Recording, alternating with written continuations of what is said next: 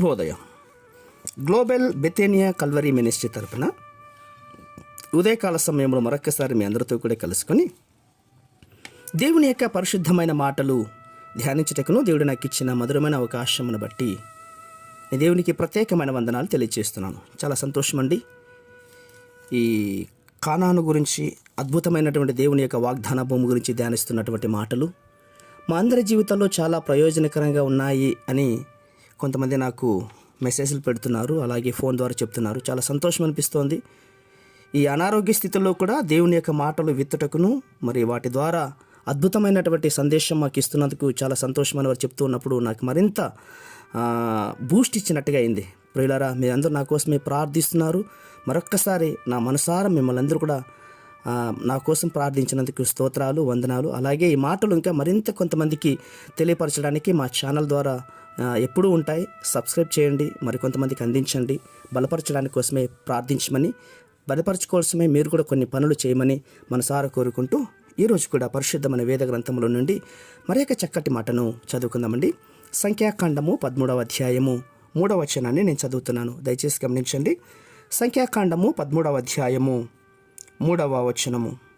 మోషే యెహోవా మాట విని పారాను అరణ్యములో నుండి వారిని పంపెను. వారందరూ ఇశ్రాయేలీయులలో ముఖ్యులు. దేవునికి స్తోత్రం.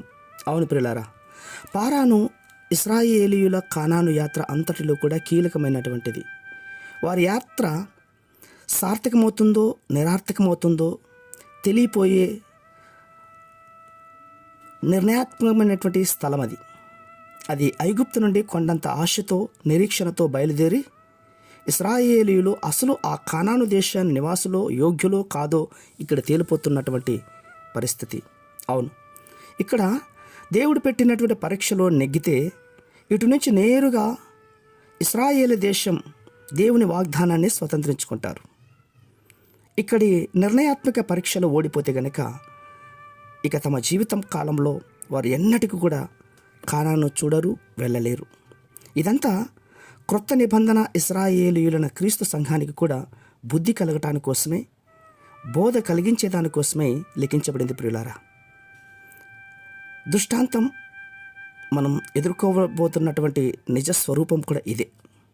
కనాను అంటే ఏంటి? అబ్రహాము సంతానమైనటువంటి తన ప్రజలకు దేవుడు ఇస్తానని వాగ్దానం చేసినటువంటి భూమి. తన వాగ్దానాల ద్వారా దేవుడు తన ప్రజల హృదయాలలో నిరీక్షణ కలిగినటువంటి ప్రతి కానాను ప్రతి ఒక్కరికి చెందినటువంటి భూమి అది. ఆ వాగ్దాన భూమి దేవుడు తన ప్రజలకు చేసినటువంటి సకల వాగ్దానాలకు సంయుక్త రూపము ఆ కానాను. అవును, క్రొత్త నిబంధన ఇశ్రాయేలీయులు కూడా దేవుని వాగ్దానాన్ని కొన్ని చేశాడు.